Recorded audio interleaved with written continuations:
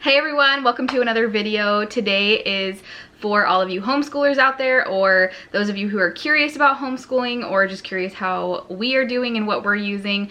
Today is dedicated to history. This is a subject that I had a really hard time finding a curriculum that I loved for, and we definitely found one. I've mentioned it in our curriculum videos before, but I have had a couple people ask specifically if I would do a flip through of this curriculum, which totally makes sense to me. Don't know why I didn't do it sooner, because when I was looking up information about this, I couldn't really find many YouTube videos on flip throughs of this specific curriculum. And if you've searched YouTube for flip throughs, you know there are flip throughs of pretty much any curriculum that you need to see. So we are gonna do one today for History Quest.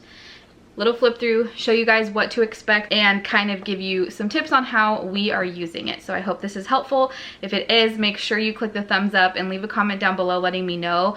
And if you aren't subscribed already, make sure to do that. You look so beautiful, and I'm so lucky to be yours, and you're taking me high.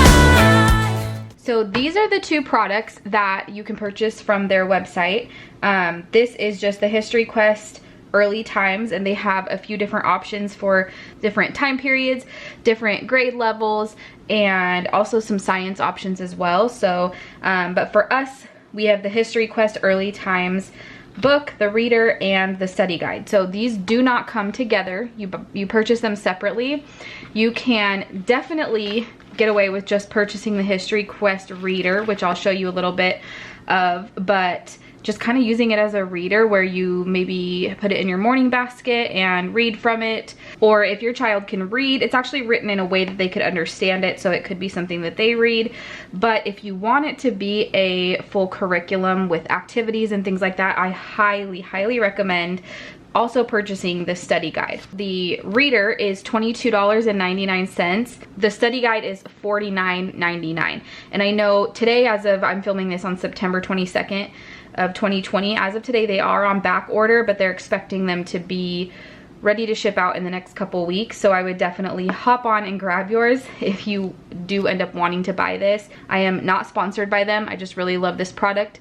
So first I'm just going to show you the reader, and it goes from prehistory all the way to the 8th century.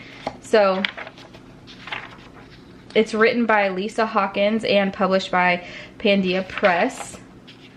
And we cover a lot of different things. So I'm just gonna kind of hold that there so you can take a screenshot of it and kind of read through it on your own. So these are the different areas that you will study, and you can actually go on their website and download a free, like, I think it's a few chapters of this, so that you can kind of see how it works and see that, and see if you like it for your family.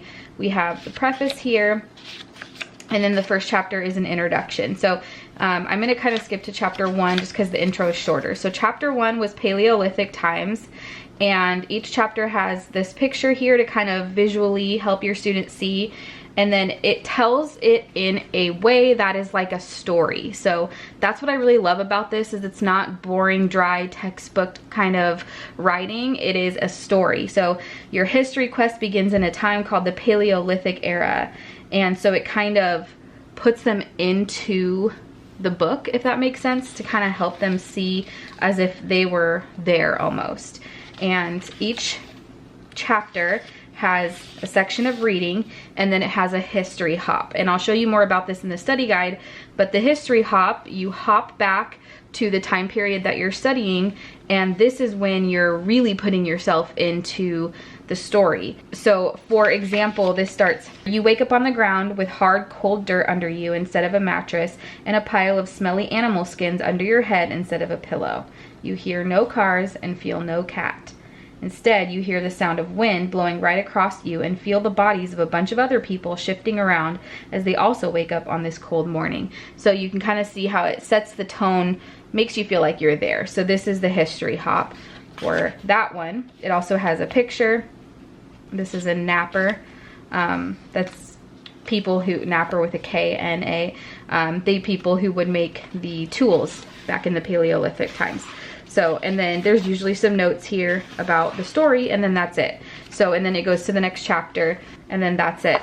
So in the back we have an index, and then there's also an index of the pictures, so you can go back and look at that. So that's the reader, so you can kind of see how you could easily use this as just that and call it good. But this is where it really gets fun. This is the study guide, and it is amazing. So I'm going to show you. So it kind of goes along with the same chapters that are in the reader, but it goes in detail. So this gives you kind of a layout of helpful tips, how to use this History Quest study guide. And then each chapter has its own section. And again, I'm just going to flip to chapter 2 because there's a little more to it. So unit 1, oh, I had it marked. So the Paleolithic times that we just read about in the history book, if we were doing this together, now we go into here. The cool thing about this is it gives you a schedule. So every single chapter gives you a schedule for what to do each day. And this is assuming a 5-day week. You can definitely tweak this to what you do. We actually only do history twice a week, so it takes us around 2 weeks to get through one unit, but that's totally fine with us. We have a 7 and a 5-year-old, so we're not in any hurry by any means. But each chapter tells you what your quest is, so what you're learning about. It tells you what resources that you're going to need. Some of them are from the appendix, some of them are going to be enrichment reading books that you can use, obviously the reader, and then it also recommends that you get the Usborne Encyclopedia of World History. That kind of gives a lot of information and more pictures and things like that on all of this stuff. So we have that. You could definitely do this curriculum without it, but it just kind of adds some fun for them to look through. Then it also tells you the supplies that you need for day 3. Day 3 is always an enriched day, and it's some kind of project, recipe, or an arts and crafts type of thing that goes along with the unit. So in this one specifically, we were doing a cave painting. We had option 1, which is you get the clay pot and hammer and vegetable oil, and you actually make your own paint. We opted not to do that one. We just used regular paints and paint brushes for it, but they had a lot of fun anyways. And then we've already gone over that there is a schedule, but the schedule kind of follows the same layout for each unit. So day 1 is always a discover day, where you're going to read the history quest chapter that you're studying, and you're going to look through the World History Encyclopedia from Usborne as well, and it tells you the exact pages that coincide with this unit. And then some units, not all of them, but some have a map that go along with them, and so you would kind of do that on your discover day. And then you have an explore day. This is always the day where you do the history hop and you learn about something a little more specific in that time period, and you do your travel log, which I will show you. And then day 3 is always create. I said we were doing a cave painting that day, but there's lots of different things that you do. It's not always art.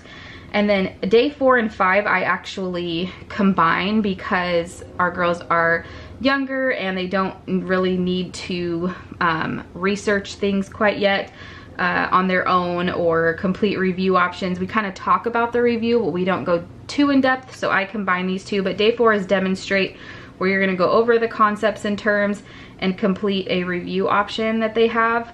And then day 5 is enrich, so you can explore the web links that are provided in here. You can read the enrichment books that they suggest at the beginning, etc. Then we have terms and concepts, like big ideas that kind of the chapter covered, and then details, more specific details about that era. And then it goes into more detail about each of these days that we just kind of went through. And you can check these off if you want, or you can not, so that you can resell it. But these are what you would label on the map. Draw a star where you live, draw a compass rose. So it leads you through exactly what you should do. The explore doesn't really say anything more there than what it said back there, but then what it said back on the schedule. So day 3 is create. So those are the cave paintings. Gives you the really specific directions. Demonstrate, so this gives you on day 4 reading through the terms and concepts, and then it gives you some options so you can do short answers. This is what we do. We just read them aloud and we just kind of cover them together and talk about them. Honestly, that's the most that we do there. And then on option 2 was a narration, where they can either verbally narrate what they learned or do it in writing. And then option 3 is copy work. So we actually have Bailey do the shorter one. So I have Bailey copy this. Quinn's not quite there yet, but she will get there in her own time. And then enrich. So Pandia Press web links, you'll find different things related to the unit. And then it goes over the enrichment books a little bit more so that you can pick those up. And that is each unit of the study guide, kind of the same layout each time, as you can see. Now, I mentioned I was going to show you the history travel log. So this comes in the back of the book, and I'll show you that in a minute actually, but this is the history hop travel log. So when you're reading that history hop, I usually have the girls color their picture while I'm reading it so that they can have their hands busy, and it helps them pay attention a little bit more. But you just fill in where you traveled to, you put a star where you live, and then where you went. And then you start from today and draw the arrow back to wherever you ended up studying. An illustration of what I found there is actually in the back of this book. I'll show you that in a minute. And then the backside is during my travels to, you fill that in. Who did we meet? Who did we see? And what did we learn? So I always write these in for the girls. They just tell me what they want to put for each of them, and then I fill it in just for simplicity's sake. But these are those drawings, illustrations that I have them color while I read, and then we tape them right here into our history hop when we are done. So this was the scribes and the first author. This was a cuneiform alphabet. This was actually pretty fun. They created their own message on clay tablets using the cuneiform alphabet. So that was a really cool project. Then once you get through all of the units, you have the appendices. This first appendix is just the map keys. So obviously the answer keys for what each of your maps should look like when they're all said and done. And then Appendix B is a literature list. So this is really, really cool. And I actually didn't even know this was there until I was flipping through this to prepare for this video. I don't know how I missed it, but it tells you all of those enrichment stories that you can read and which unit that they go with. So that's really cool because I can just look at this list, go to the library website and reserve the ones I need, buy the ones that they don't have there, and then I'm all set and not having to flip through pages. So I'm really excited about that. And then Appendix C are our student pages. So we have the cover sheet, which you can have them color. I had the girls color theirs, and then we put them on either side of the binder that we keep all of our stuff in. And then these are those travel log illustrations that I was telling you about before. And then we have our maps. So these are all of the maps, 1, map 2. So there's different maps for each unit that you need them for. And again, they're not in every unit, so it's not like too much work. You don't have a map to complete every single time, which is nice.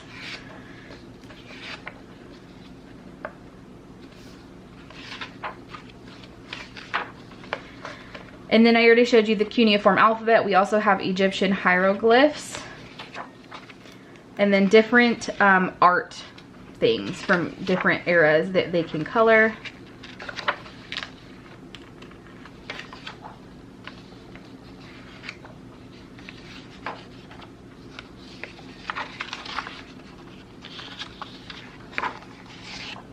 And that is it. So let me show you just an example of one of the units that we have done in this. So this is the map for the Paleolithic unit, and you can see this is not her handwriting, this is mine, but I don't worry about her writing in history. I want her to just have fun with it and retain the information as much as possible. So she just points to where things should go, and then I write it in. I did have her draw the compass rose so that she could practice knowing what that even is, but other than that, I write it in. And then here's the history travel log. So this was Bailey's.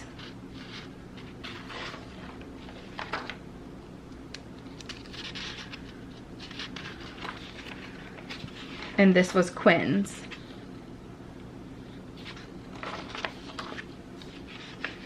And then here are their cave paintings. This one was Quinn's. And then this was Bailey's.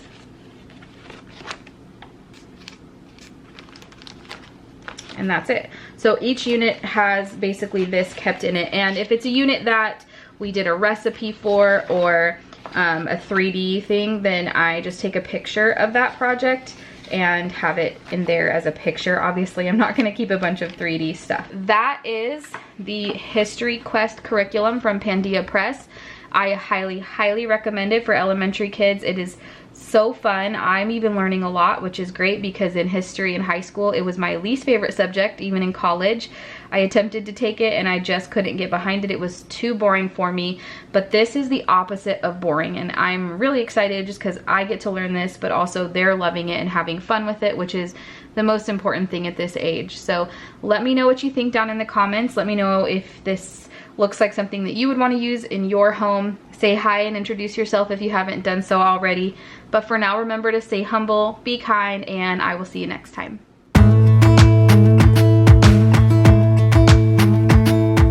Jump into the car on a Friday night. I wanna drive with you.